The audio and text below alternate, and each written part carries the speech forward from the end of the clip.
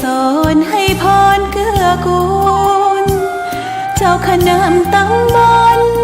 ป่าแดดหน่อเนื้อนาบุญเจริญพรญาติโยมคุณร่วมบุญร่วมแรงศรัทธาพระเจ้าทันใจคู่วัดวังสิงห์คำบารมีเลิศล้ำญาติโยมเลื่อมใสบูชาครูบาเจ้าศรีวิชัยให้พรมวลมิตรสิทธาพระประจำวันเกิดเสริมดวงชะตาให้อาหารปลาหน้าวัดสุขใจเชิญร่วมบุญสงน้ำพระธาตุน้อมใจอภิวาทขอบุญสุขใจสุขกายไหว้พระขอพรองค์พระเจ้าทันใจหลวงพ่อประเสริฐเจริญพรอวยชัยให้ท่านสุขใจทั่วกัน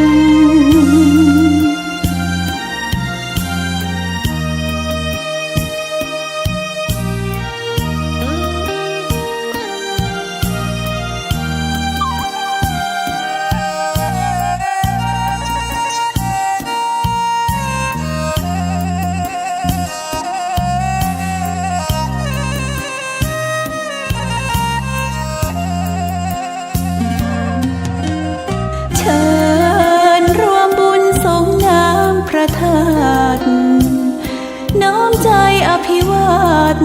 ขอบุญสุขใจสุขกายก็ขอยกมือ10 นิ้ว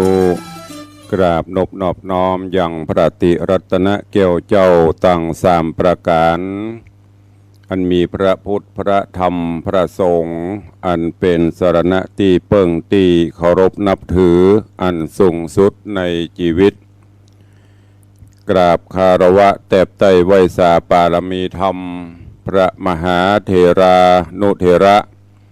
เจ้าคณะพระสังฆาธิการภิกขุสงฆ์สามเณรจุตนจุองค์โดยความเคารพเจริญสุขเจริญปอนปออกไม่ออกศรัทธานาบุญตินจองห้องวัดจุหนุ่มเท่าใจยิงก็ขอน้อมต้อนรับทุกท่านเข้าสู่รายการมรดกธรรมกำเมืองและสาระธรรมกำเมืองต่างสถานีวิทยุกระจายเสียงพระพุทธศาสนาแห่งชาติและสังคมคลื่นเพื่อการศึกษาพระพุทธศาสนาและวัฒนธรรมคลื่นพระพุทธศาสนาและจริยธรรมส่งสัญญาณออกอากาศต่างสถานีวิทยุวัดฝ่ายหินตำบลสุเทพอำเภอเมืองเชียงใหม่จังหวัดเชียงใหม่ในระบบคลื่นความถี่ FM 104.50 เมกะเฮิรตซ์สถานีวิทยุคลื่นพระพุทธศาสนาและจริยธรรมในความอุปถัมภ์ของมูลนิธิพระบรมธาตุเจ้าดอยสุเทพส่งสัญญาณกระจายเสียงในระบบคลื่นความถี่ FM 96.0 เมกะเฮิรตซ์พร้อมกันนี้ก็ขอยกมือ10 นิ้วกราบถวายการต้อนรับและเจริญพรต้อนรับครูบาอาจารย์ท่านเจ้าพระเจ้าประสงค์องค์สามเณรตลอดจนปอออกแม่ออกศรัทธานาบุญอุบาสกอุบาสิกา FC แฟนรายการทุกรูปทุกท่านที่ได้เข้ามาติดตามรับชมรับฟังทั้งภาพและเสียงการไลฟ์สดทาง Facebook ไลฟ์ของสถานีมรดกธรรมวัดวังสิงห์คำ Facebook ไลฟ์ของธรรมะคลายเครียด Facebook ไลฟ์ของธรรมะภาคเหนือ Facebook ไลฟ์ของอาจารย์พระครูสมุวิศวัตรวรกิโจ Facebook ไลฟ์ของทีวีวัดฝ่ายหินตลอดจนหน้าจอ Facebook ไลฟ์ของ FC ญาติธรรมแฟนรายการทุกท่านที่ได้เข้ามา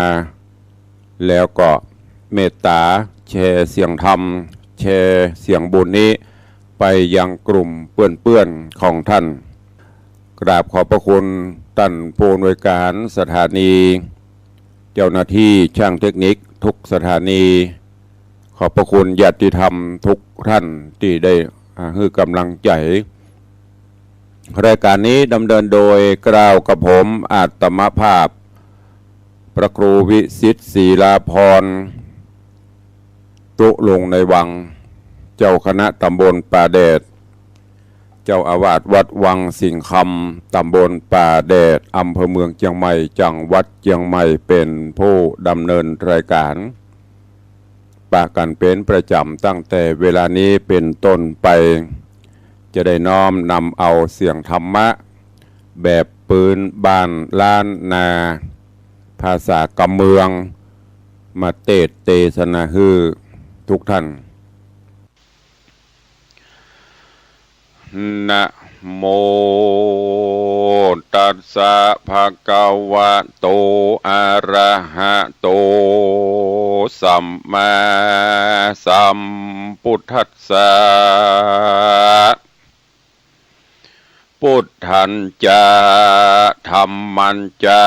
สังฆันจะรัตนัตยังอะหังวันตามิสัมปัตตาคัมมันตุเมสา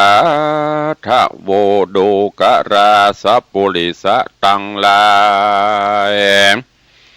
นี่ใหญ่ห้องนี้จักกล่าวจี้กาแก้ไขยังทำดวงใสเกลือเก่าจักไข่แต่เก้าเมินมาในอาทิตกาละนานนักแก่ลวงมาแล้วแต่ไปหลังอันสืบมาตั้งแต่เก้าปางเมื่อเจ้าตนครูตนสัพปัญโยชื่อว่าวิปัสสีพระมุนีเทศนายังทำสั่งสอนโลกฮือคำโปนจากโอคะสงสารฮือถึงเวียงแก้วยอดนิพพานนาแก้วกูอันเป็นนายนำหมู่และคนและฝูงปุถุชนน้อยใหญ่จุมมาไฟอ้างไฟสมปานอติตการเมินมากคนและเทวดาอยู่เฝ้าหากปูจาตนพระพุทธาอยู่เกลาเมื่อตนเจ้ายังโพดสงสารเฮินเมินนานสะร่ำนานนักพร่ำอติตายามนอนนายังมีรัฐาเมืองใหญ่ฝูงหมู่คนอาศัยอยู่ยินดีไพร่ราชบ้านคนมีหลายหลากคนอยู่มากหลวงหลายคนปันปวงใหญ่น้อยใหญ่ทุกผู้ไฟยินโจมหากเป็นเมืองอุดมสุขมากฝูงหมู่ไพรราชสุขหลายอยู่สุขสบายเที่ยงเต่าทุกเมื่อเจ้าแรงงายบอกเมโอนตะรายมาค่อนขิงเป็นเมืองยิ่งอุดมสุขเกษมมากนักก็มีแรงอาถาเศรษฐีจะภริญญาจะขามมานิเวสนังติทันติในกาละยามนอนยังมีเศรษฐีผู้บาปไปและนางเตรียมใจตนเมียมีใจบนเวกรรมสะเอาพร้อมด้วยลูกเต่ายิงใจอยู่เตรียมใจกับพ่อแม่บอดใดภายเพศนาอยู่ดาไปอยู่ในส่วนสองกาไว้เศรษฐีกึดบอดดีเที่ยวถูกตังพ่อแม่ลูกวงใหญ่เขามีใจตังเดียวเอากันกำเกี่ยวบิดเบี่ยงใจค่อนเงียงงอคอนายจิตใจขอบอดถูกตังพ่อแม่และลูกควรในหากมีใจเหมือนกันจุผูยามนั้นย่าเศรษฐีใจบาปใบมันเดือดไม่ปาลา อย่ามาฟังธรรมพระพุทธเจ้าที่แต่ใจบาปเศร้านักหนาส่วนป้อเศรษฐีเก่าใจโคตรเขาฟังใจโคตรเขาฟังธรรมจริงหูอันหลายอย่างหลายอันหลายอย่างหูจักบ่วงในธรรมย้ำกลางคืนดำเดิกมากเศรษฐีหากดานอนก็มีแลรัตติญาในกลางคืนนั้นและรุงสายฟ้าปุ้งเรืองรายญาถึงยามขวายส่องแจงญาเศรษฐีก็แต่งไปหามันกำเอาถงป่าห้อยบาเตียวแอวล่ากลางนาเสาะงมปูป่าสะใสมันบ่หลากอายต่อบาปมันบ่กลัวกรรมฮึกหยาบปลาตัวก็จะราแก่เท่าแอวงมว่าเสาะซอกตามสะลอกเงื้อมหูเอามือโจกดูผับไข่แปลงตาใส่งมหอยน้อยใหญ่ได้เล็งพอไข่ไปมาเท่าหนังจะใจบาปเท่ากากาบงาบอเวจีเท่าหัวยีศอกกอกแอวเสาะศอกเก็บเอาหอยอยู่ไก่จ้อยวอยสอดไส้กันเก็บได้เต็มโถงเท่าหลังโกงจริงไว้นากับคืนกว่าเหือนมันเนี่ยงะงันกลมพอโดยใจหม้อพงพางรีบเอามาขังใส่หม้อแล้วเอาฝามาปิดก่อขังดีกัวหอยหนีกว่าจ้อยเอาพระตีต่อยก้นหอยตวงไว้เป็นกองเนื้อฝากเนี่ยละลูกละลากเหลือลายหอยมิดลายเป็นหมู่อันกกกองอยู่บนฟากห้องออกปากว่าเฮวายว่าตายเป็นหมู่เจ็บแสบไม่บู้ตั้งตัวเป็นตุกโขยิ่งลำอัญญาเศรษฐีมาคำเขือกกกก้นตุกยิ่งล้นดาตายญ่าผีภายสั่งมาใจบาปมาเตกขนาบเข็นข้าฮือความนาสู่มอลานาฝูงหอยนาอยู่ในน้ำตุกมากซ้ำทมทองน้ำตาหนองสะใสจริงกล่าวให้วอนวานว่าโอ้ยนอแม่เศรษฐีเป็นเจ้าตูข้านี้เล่าอยู่ยังในน้ำในนาบ่ปองได้มาผิดกับไผจักเตียวไปต่างใดก็ยินยากเต้าเอาหน้าผากทะเลแหดินเป็นอาจี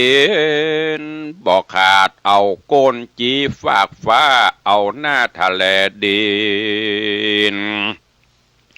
อาหารการกินก็ยินลำบากกินแต่ซากใครดินตั้งซากเน่าใบไม้และหญ้าเน่าบ่ได้มัวเมาแอวลาเสาะสอดกว่ากินของคนจิตบอบเบบนต่างบาปกลาเต้าเอาก้นจีฟ้าเอาหน้าทะเลดินก็หันยินมีแต่หมูหอยบัดนี้แม่เสียที ปล่อยบ่อินดูสังบ่มุตูหมูขาน้อยสัตว์อันเป็นหอยนี้เล่าจา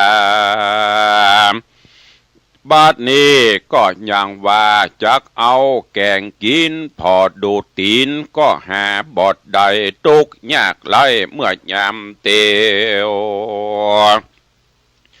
แม่นดังหรือผู้ขามีตีนก็จักเอาก้นแล่นหนีบินป้ายกว่าเหตุภัยยะล่ามาเติงเถิงตนโดตูขาอาสะลา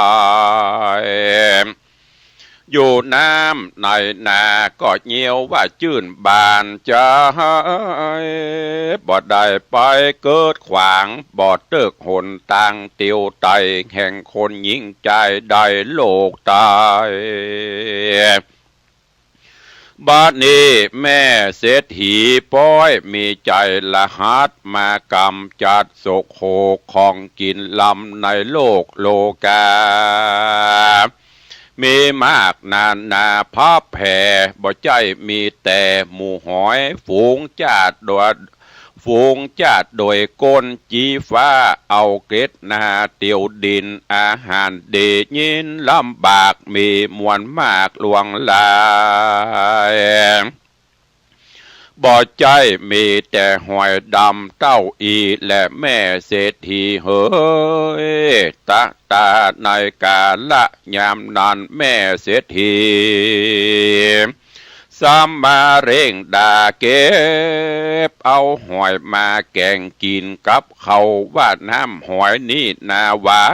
นกินลำลายมากโล้นคนจอบสู่เหลือลาย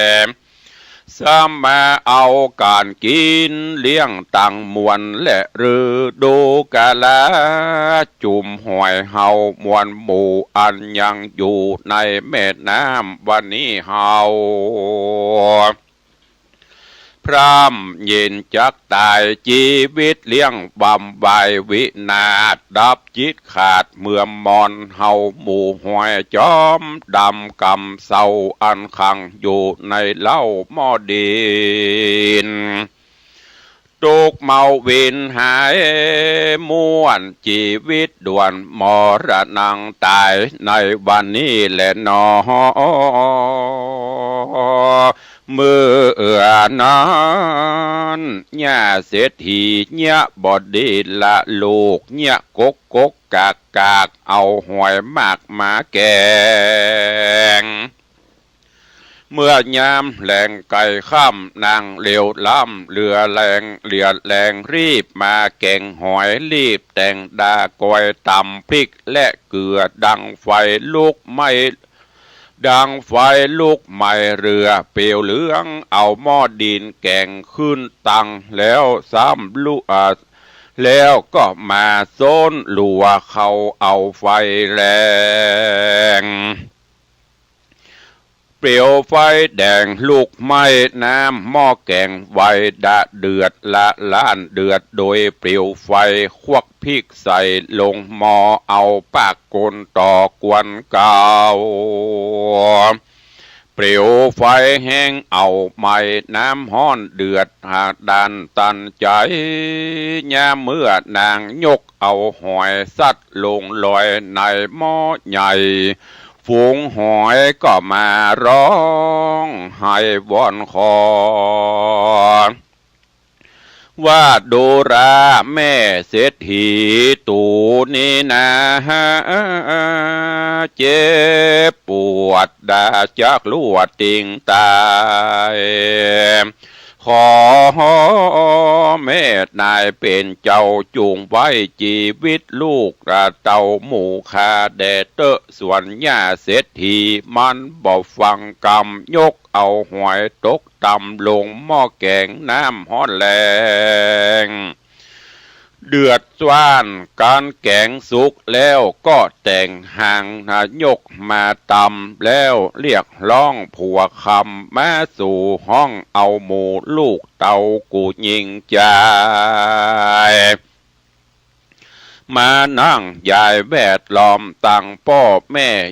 ลูกอยู่พร้อมกันกินหมูเขาหากมายินกินลำหวานใจมากกล่าวอวดอ้างออกปากจากา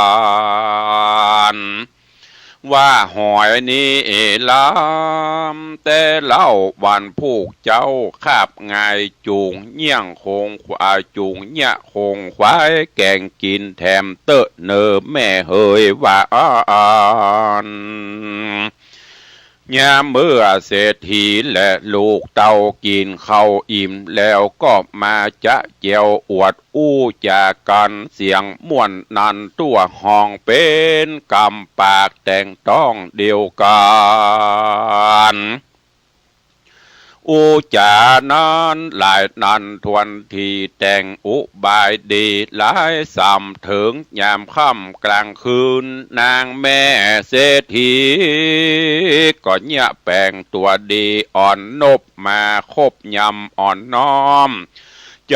จื่นน้อมศรัทธาไว้พระพุทธาเป็นเจ้าแล้วจริงเขารับนอนเถิงยามอ่อนจอนแจ้งมาผูกเจ้าก็ลุกมาแต่งเขาและแกงหอยแถมแปลงเป็นอาหารแอมกินขาบข้าวขาบง่ายลูกยิงใจและพ่อแม่อยู่เจยโจมแต่ยินบานก็มีเมื่อนั้นแหละนาในกาลาเมื่อนางย่าเศรษฐีใจนางบอดดีเถิบเท่าจื้อจิตมืดเศร้าตันหาบอบมีใจกรุณาสอดสิ่งพรหมวิหารสียิ่งไกลตัวใจเมามัวต่างบาปจิมีจิตขนาบโกทะแก่นกลาศีล5 ศีล 8บอบมาแฝดติดแฝงบอดย้ำแยงหยอบเยายังผู้เท่าแก่ตายายจื้อว่าได้เป็นนายเศรษฐีเข้าของมีหลายโกรธใจนันกดเบียวเบียงจิตความเงียงใจปาลามันอยู่เมืองสุวรรณใหญ่กว้างมีคนอยู่สั่งหลวงลายก็มีแหลนาตะตาในกาละยามนั้นยังมีใจผู้ยากไร้อนาถาอยู่ข้ามาเขตห้องปัดเตต้องบ้านนอกอยู่ไกลขอกหิมเวียงตุกขะโตใจตุกไรเข็นใจพูดนันอยู่ตุกขเวทนาบอกขาดเอวลอยลาดหาไม้หลัวมาขายเลี้ยงชีวิตตัวบอกขาดเป็นอาหารเขาคาบแรงงายตุกคำเจ้าแอวโคงควายซอกินเป็นดูกขินแอวเตียวจอนเป็นนิรันดรใจถึงยามแจ้งควายมาแล้วก็กลาดแล้วเข้าสู่ป่าแอวสอดลาหาลัวเป็นอันตุกโขลำบากเต่าว่าใจนั้นบ่พรากจากศีลธรรมปัญจสีลังศีล5 เสนเจ้าบ่หลีกเว้นอยู่หักษายังมีในกาละวันหนึ่งเจ้าแก่นไทยใจผ่านเข้าสู่ดงดานห้วยใหญ่ก็ไปพบใส่งูเห่าความโศกเศร้าปาลาก็มาโจรใส่งูเห่าตัวใหญ่หิงสาก็โตสาโคดคิวมาโศกกับติวตนใจเจ็บปวดลายดิ้นสั่นกลางดงตันปากว่าอ่างบ่มีคนใดมาปะหันใส่เจ้าปิดให้งูเห่ามีหลายตุกกะตะใจหนุ่มเนาจริงลวดเข้าสู่มรณะดับขันธามวยหมอดดับจิตถอดเป็นผีเป็นกะเป็นแต่กรรมเวรมีไปหลังได้คืนปังมาครอบมาซะย่องตอบฮือตายในกลางดงไพรป่ากว้างกลางเถื่อนจ้างดงดอนโดยจิตอาวรณ์แห่งเจ้าจริงเอาวิญญาณเข้าปฏิโสนกำเนิดมาบังเกิดในต้องญาเศรษฐี ได้45 วันดีมาควายหญ้าเศรษฐีก็ต้องใหญ่ป่ามานต้องกุมารนอนอ้อยนางจิงก้อยโยกป่าตาตีนแอวสะแหวงหากินเตี้ยวต้องไปรอดแผ่วห้องกลางนาสะแหวงหาหอยแถมเล่ายามเมื่อนางเท่าเก็บหอยได้ยินเสียงวอยในต้องเป็นเสียงห้องมาจากต้องนางแห่งนางเสียงนั้นครางแหบให้ฟังแต่ใส่กับหูก็ดูมาจากต้องนางกิ่งซ้ำเงียงหูดักฟังดูทวนทีก็ได้ยินเสียงดังมาแต่ในปุ่มนางก็มีแลในเมื่อนางเศรษฐีได้ยินเสียงให้แห่งเด็กน้อยในตองประมาณนางก็ยินสั่งกาใจบ่ใจน้อยนางจิงก้อยไหวนาขึ้นมาสู่กาวาเฮือนแห่งห้องส่วนเสียงลูกให้ในต้องก็ลวดดักเสียนางย่าเศรษฐีกันว่ามารอดแผ่วเฮือนมันก็จะเสียงมันกล่าวตานและแก่เจ้าบ้านคนเฮือนว่าแจเจือนไปในเสียจ้าบ่อยู่นางจิงรีบไปเอาหม้อตองปากบินปองปากบินปองเอามาขังยังหอยนาฟุ้งใหญ่อันนางเก็บได้นำมาย่าเมื่อตาวันเดือดใหม่ฮ้อนแต่ใส่นักหนายามนอนหมู่หวยก็มาห้องลำหายออกปากไว้เป็นกำพลว่าหมู่เฮามาจนตาอยู่ข้างแกหม้อใหญ่วันนี้พร่ำใดจักตายนอนกลิ้งไงเสียงขาดย้อนแย่ผีพรายบาปเมืองเปงย้อนแย่ผีพรายบาปเปียงเป็ดเนี่ยดังเพดมาแต่งซ้ำยับมาขังไว้ในหม้อตั้งใจล่อกลางจะตั้งไว้ต่อกลางจานมายินผานใจลำบากกันบ่วันนี้ก็วันพูกหมู่เฮาจากถูกเอาแกงกันบอดยามแรงก็ยามคำหมู่หอยดำกำหลวงลายตุกวำไวถนัดเปิ้นจักมากำจัดแกงกินตุกเมาวินลำบากกาละหากแต่วันนี้นาเฮาจากตายหนีฮาดปัดพรากเอาตัวจากหนีกันโฮวัตะโอยนอจุงเอากันอยู่ก่อนเตอะเนอป้อปิตามันดาป้อแม่จุงเอากันดักลี่อยู่แต่ในดินอย่าฮื้อคนยับเอาไปกินแกงแค่แกงอ่อมดังตูข้าเนย่อมติงตายโหโอยหนอหมู่ข้านี้ก็จักได้ปัดพรากตายเสียจากลูกเต่าวงใหญ่จักได้ตายปัดพรากเสียยังฝูงหอยตาตัวมอยดำกำเสาละเสียจากเงาผัวแป้งเปิ้นจักมาแก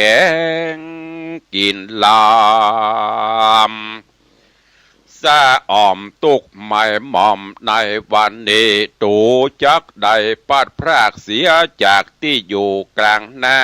จักได้ตายจากพระดิญาเมียมิ่งตูข้านี้ดูเคราะห์ลายยิ่งมาโจร โอ้ยนอ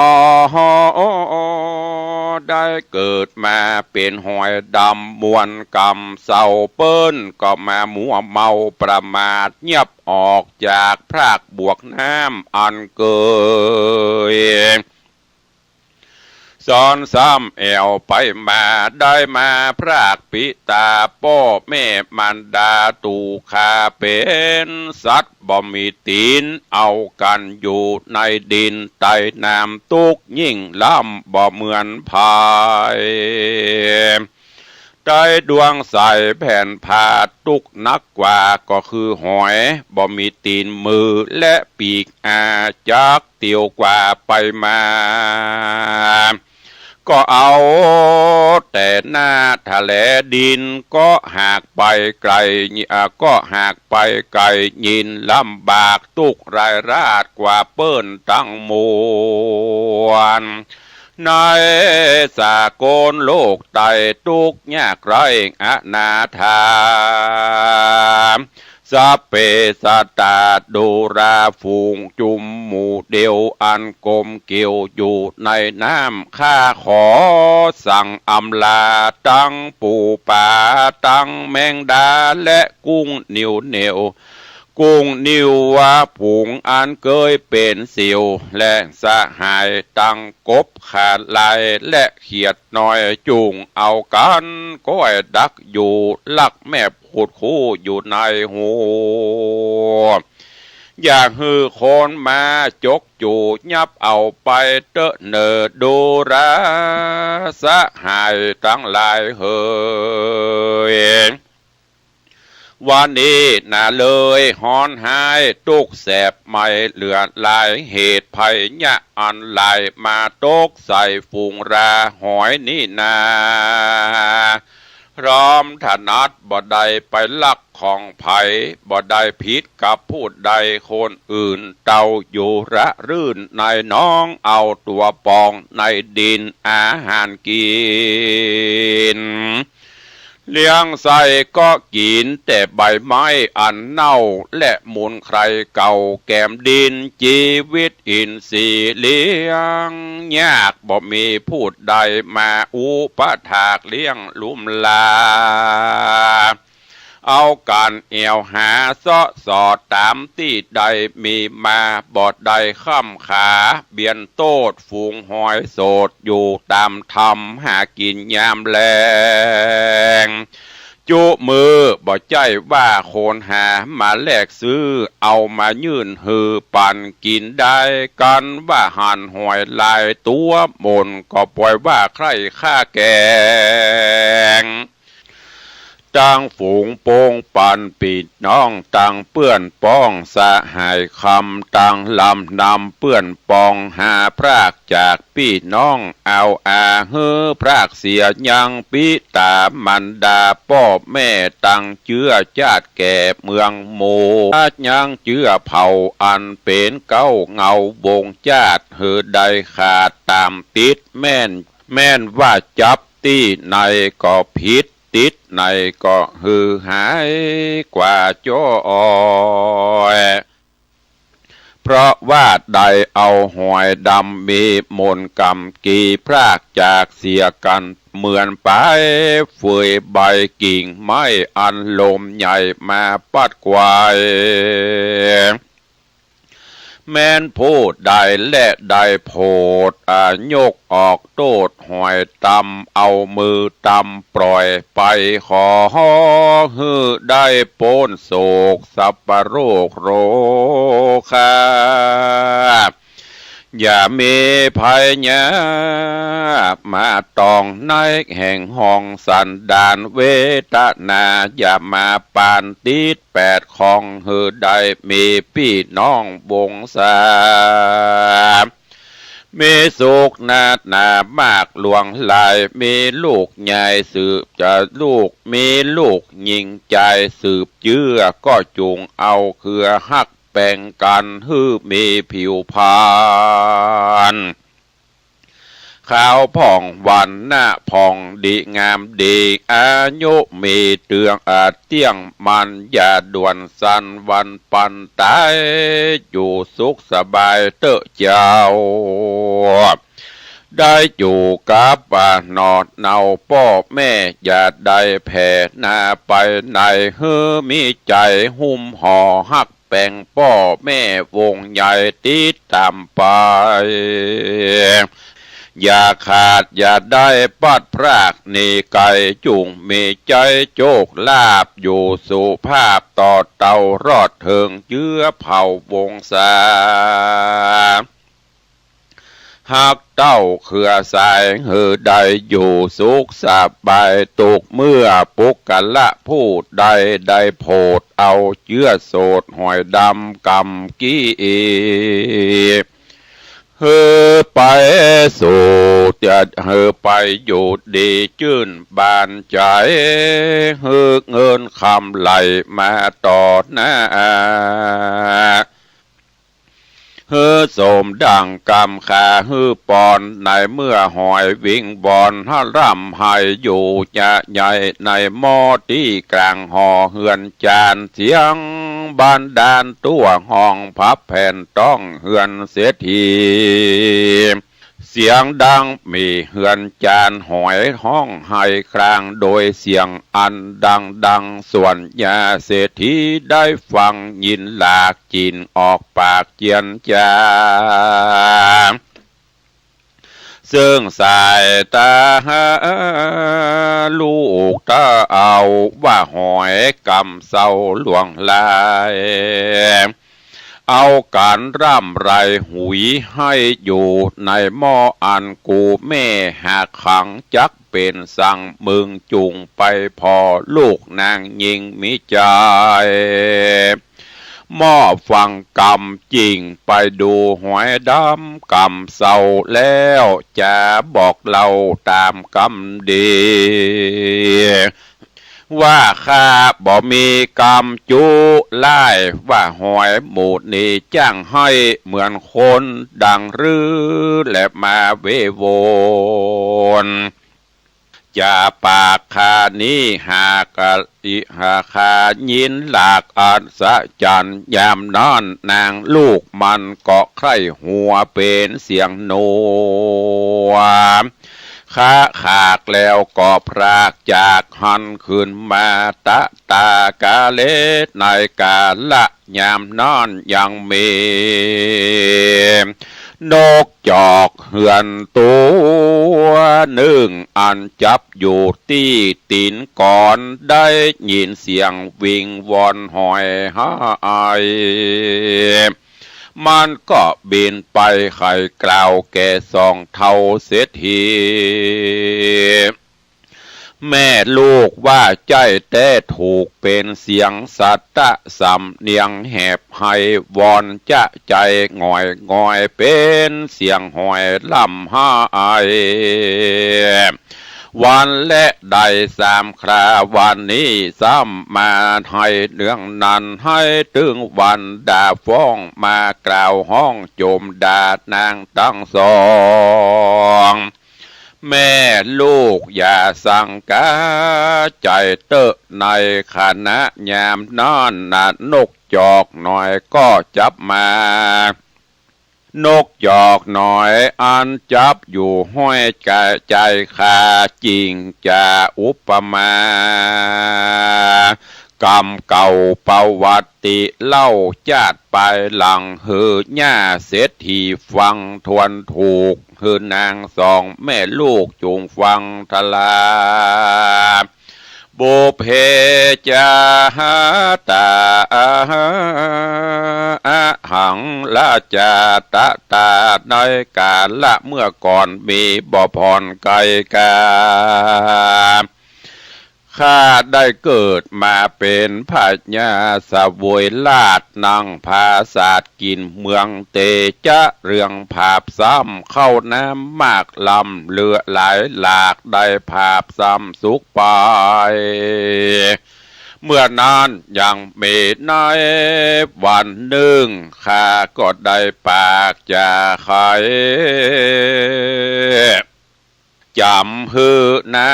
งสาวไปเก็บเอาหอยมาแกงอ่อมมีตังหอยมอมและหอยอยากตอ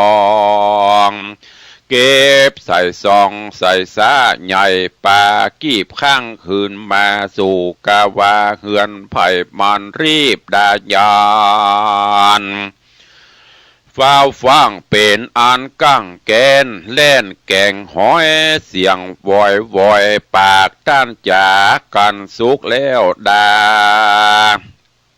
การสุกแล้วดาหากดาโป่งลงโคนปันปวงสะสู่แกงหอยแต่งหางเข้ามากินไผ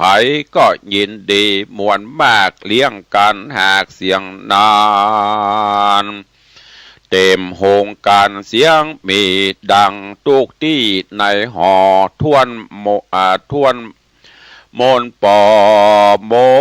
ดมอดปัดเมียง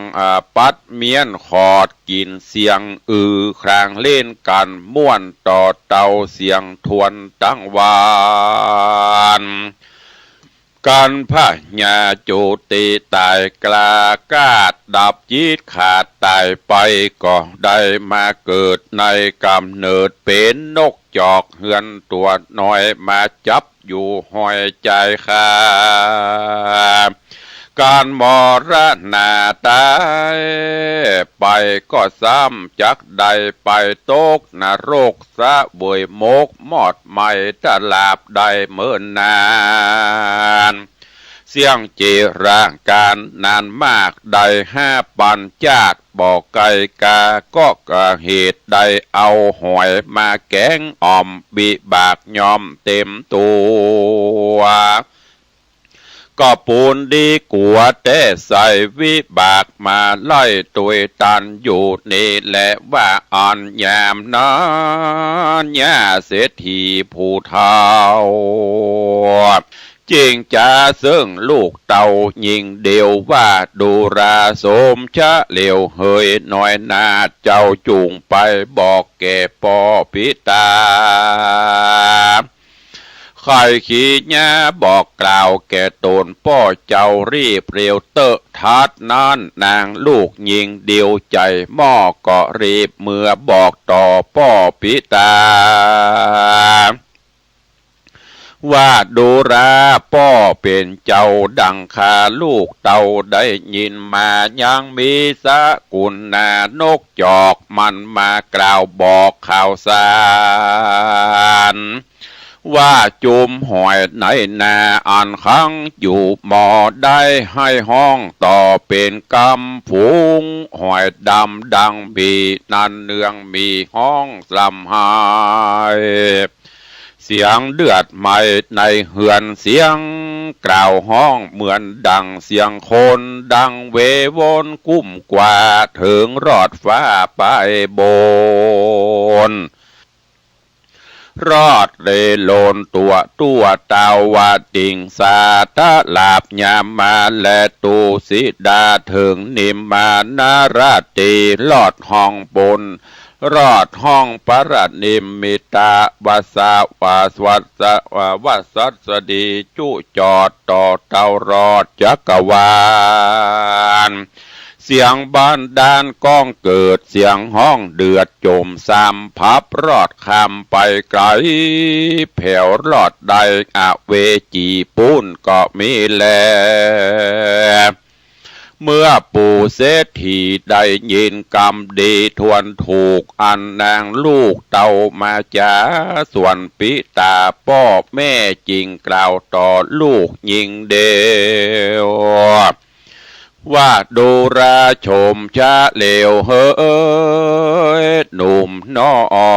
ยกูพ่อก็บ่เชื่อถอยกำจา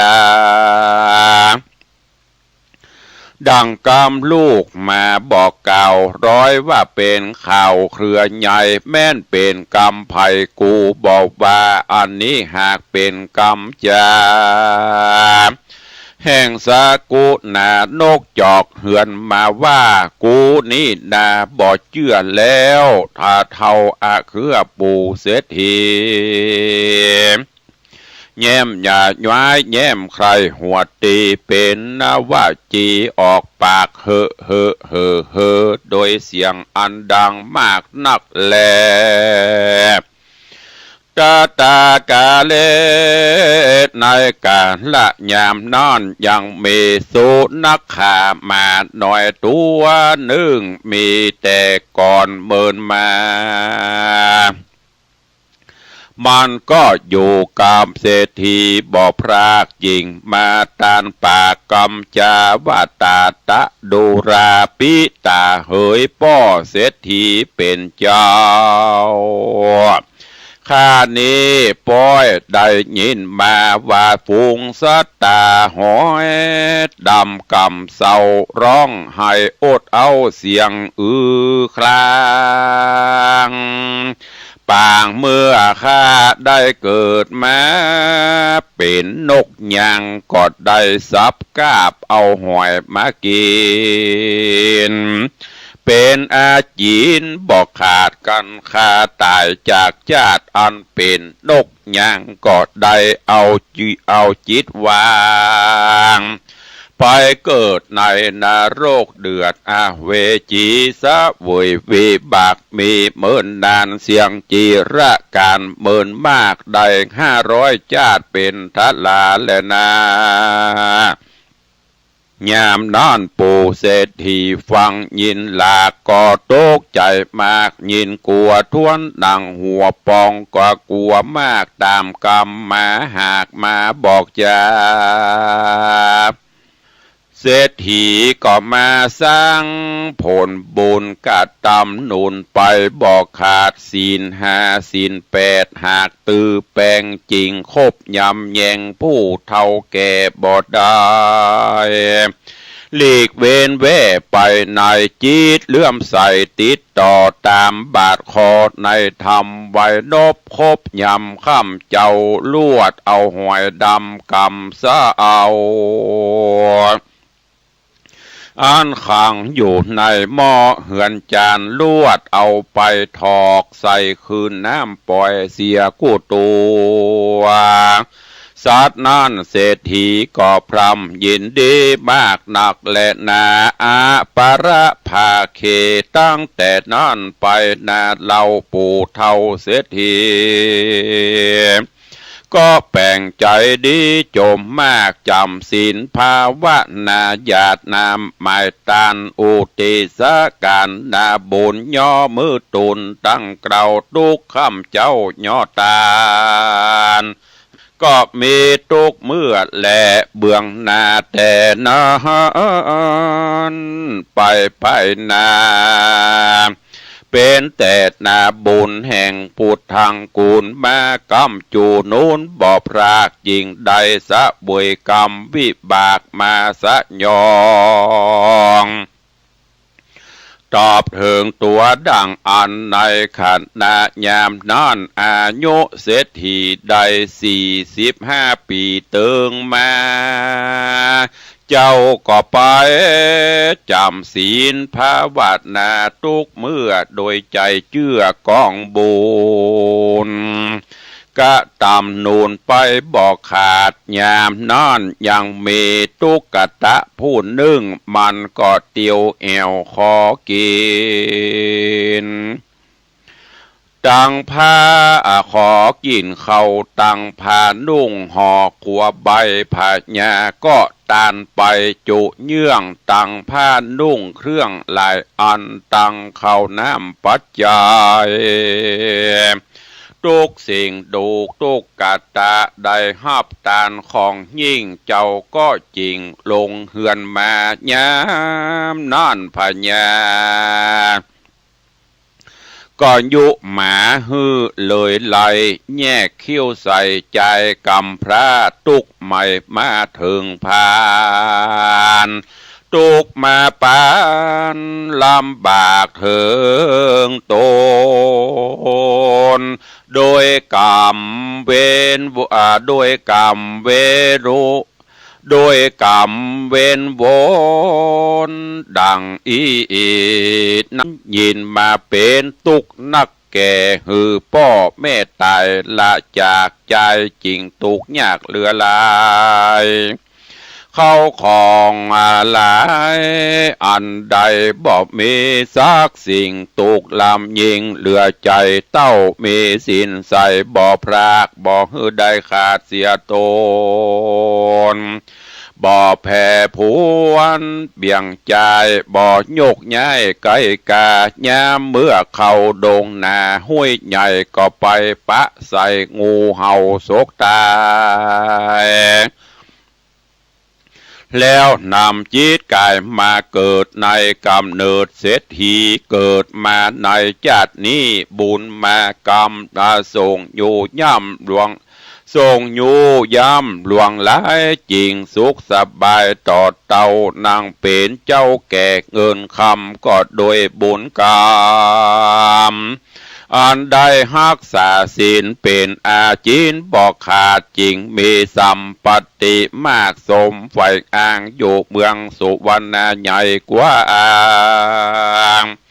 เหลือตาเกิดมาในชาตินี้ซ้ำมารักษาศีลภาวนาบ่ฮือได้ขาดบ่ปามมาดกองธรรมอยู่ครบยำนองน้าวตลาบต่อเต้าเท่าแก่จรา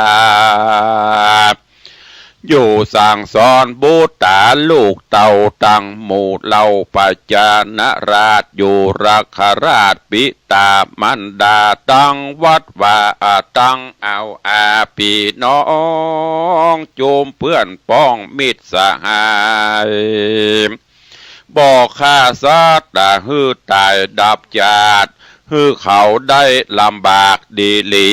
อนิจจังทุกขังอนัตตานี้มันบ่มีเตียงมาอ่านนะหูความเงียงอันไปมาอาอยู่เอาอัฏฐาลีลามันเตียงบ่บิดเบียงเสียผลฮือเป็นกุศลส่วนบุญไปนาแม่นมีกรรมบาปกลับมาหากหายไปกรรมอันใดเอาหอยดำไปแกงอ่อมก็เตียนย่อมผิดธรรมยามนั่นคนตั้งหลายม้วนหมู่เขาก็มาจังตูฟังธรรมเอากันครบแยงยำอ่อนน้อมโดยใจจื่นพร้อมศรัทธาจริงจวนกันเมตตาภาวนาทุกเวลาข้ามเจ้าตามแบบเบาแห่งโพธิสัตว์เจ้าหากสั่งสอนมาและนาการมาว่าสั่งสอนคนต่างหลายแล้วก็คือเขาของเป็นตานแก่คนและซอดมีใจบานบริสุทธิ์ดังน้ำใสสะอาดก็มีแลผู้กะละผู้ฮือหมากเมียงปูยาเป็นตานมีจะลดกินปรากหอมฮือผ้าเหลืองเป็นตาลมีผิวเนื้อบริสุทธิ์ขาวนักฮือตาลเงินคำจ้อตุงและชัดเพดานกลางมุงบนหัวพระเจ้าดังอัญจาก็จักได้เป็นพญาอินตาใด660 ชาติแล้วก็ได้เป็นพญาจักรวรรดิราชราชามหากษัตริย์ตนใหญ่จักได้ภาพไข่ประเทศราชบ้านน้อยเมืองใหญ่ต่างมวลนั้นสงไข่นึ่งจะแลอันว่าฮือเกิบสุบตีนเป็นตาลย่อมมียวญาณจางมามากนักฮือตาลนาวิทย์และบอดน้ำเป็นตาลเตียนย่อมเกิดเป็นขุมเงินขุมคำได้84,000 ขุมตาลฮือเข็มเป็นตาลจากมีปัญญากล้าคมยิ่งนักฮือมีดขูดมีดโกนและพระควานเสียมและขอบกเป็นตาลเตียนย่อมระงับดับเสียอย่างบาปอันใด โตดต่างหลายจักก็จักล่ำงับกับหายไปเสียงฮือเข้าก้าคิงเป็นตาลแม้ในปัจจุบันนี้และจาติหน้าก็จักมีอายุมันยืนยาวมากนักแลฮือผ้าจีวละจีวรกำปนเป็นตาลเตียนย่อมนำสัตว์ออกจากนรกฮือโปนวิบากกรรมเว้นตังมวลฮือตานปิมปาสารูปจะเอาก็จากได้เป็นอรหันตาโตนึ่งไปนาจะและฮือตานน้ำพึ่งน้ำอ้อยก็จักมีหัวใจบริสุทธิ์มีเสียงก็ม่วนจะหวานและฮือน้ำสวยนาและน้ำบริโภคเป็นตานจักมีฮือโตนอันข่าวดังเทวดานั่นแหละฮือตานยาหายพญาตโลกาจักได้อยู่สุขสวัสดีตุกเมื่อจักมีอายุมันยืนยาวมากนักปุกละผู้ใดได้ห่วมสร้างและแปลงยังกุฏิวิหารและปลูกต้นไม้สลีมหาโพธิ์เป็นตาลได้เอาลูกเอาหลานแห่งต้านและลูกแห่งตนมาบวชเป็นภิกขุสามเณรก็ดีก็มีอานิสงส์มากหนักแม่นจักพาธนาเป็นพ่อพระเจ้าแม่พระเจ้าก็จักสมฤทธิจุเยื่องจุปาการได้ก่อเจติญะโดยตีนมือตนก็ดีได้จ้างต้านผู้อื่นแปลงก็ดีด้านต่างหลายฝูงนี้จักใดเมื่อเกิดจันฟ้าเลิศเมืองพรหมและนาได้ที่ทำต่ำสร้างแปลงศาสนาวัดวาอารามฮือได้เจริญการกุ่งรุ่งเรืองนั้นเราก็จักมีเข้าของสัมปติอยู่ดีมีสุขนั่นแหละนะประการหนึ่งได้ภาวนาบทว่าพุทโธธัมโมสังโฆอันนี้ยิ่งกว่าได้สร้างอย่างเสนาสนะบุญใหญ่อันใดมาโดยกาญวจีมโนตวานันพระพุทธเจ้ายกศรัทธาลูกนั้นออกมาว่าเหตุว่าเป็นขุมคำอันพระเสริฐมากนักหนาหาปุกลาผู้จักมาลูกกุบจริงเอาก็บ่ได้แลญะเมื่อเศรษฐีมหาสัจจะเอา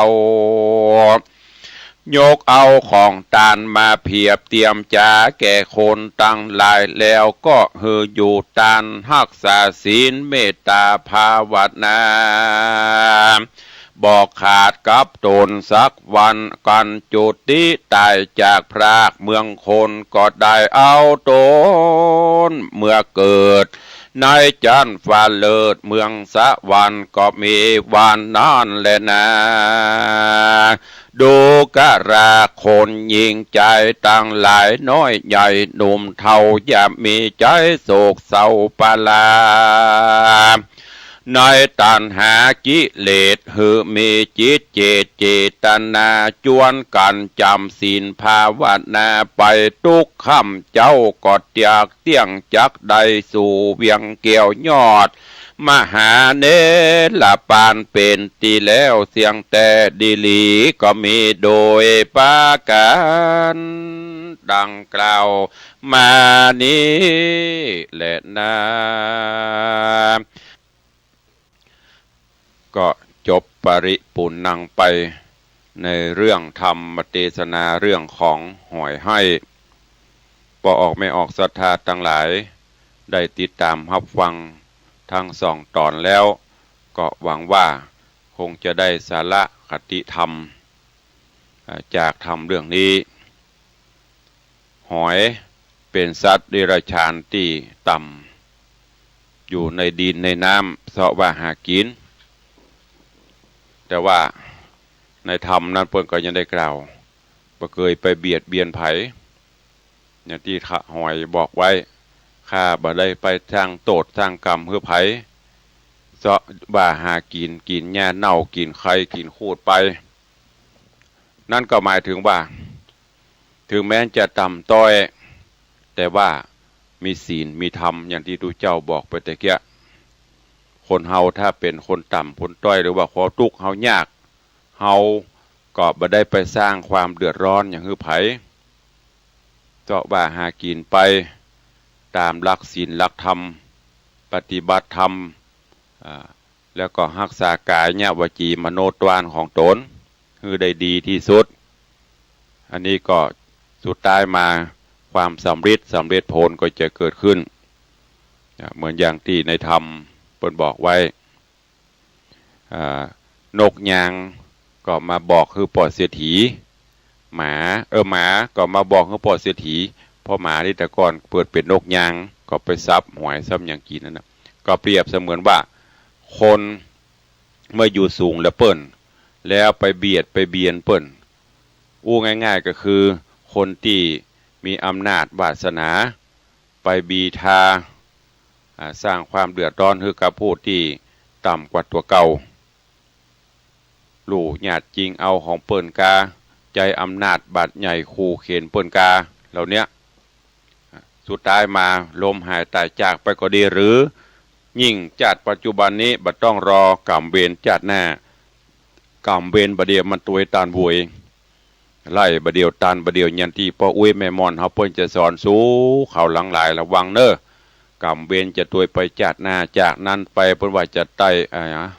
ขอบดงขอบเบียนไต่ขอบบุรีบดเดียวนี้มันเล่นโดดใส่ทันทีเนอะวิบากกรรมเวรเพราะฉะนั้นถ้าเปรียบง่ายๆอย่างนี้ก็คือเฮาทุกข์เฮาก็อยู่ตามทุกข์ไปปฏิบัติธรรมไปเสาะว่าหากินไปคนที่มีฐานะสูงขึ้นมาก็จะไปเบียดเบียนคนทั้งลุ่มช่วยช่วยสงเคราะห์อนุเคราะห์ซึ่งกันและกันที่สำคัญคือมีศีลมีธรรมบ่ว่าจะอยู่ในจันใดเพศใดวัยใดมีศีลมีธรรมประพฤติปฏิบัติเพราะบ่มีภัยที่จะอยู่ครองโลกบ่มีภัยที่จะอยู่ครองชีวิตไปยืนยาวเพิ่นถึงบอกนะเนี่ยอนิจจังทุกขังอนัตตามันเป็นของบัดเที่ยงบ่มั่นความเงี่ยงไปมาอันนี้เพิ่นเอามาเปรียบเทียบเนอะในเรื่องของธรรมเทศนาเรื่องหวยให้นี่ถ้าเฮาคิดได้พิจารณาอย่างเฮาก็จะได้มีจิตใจที่เป็นสุขเนอะจึงฝากไว้กับญาติโยมทั้งหลายถุยวันนี้เวลาหมดเวลาขอนำรายการจากไปก่อนเนอะอยู่ดีมีสุขเหมือนกันจุตนจุองค์จุผู้จุคนจตารโรธรรมาวัฏันติอายุวันโน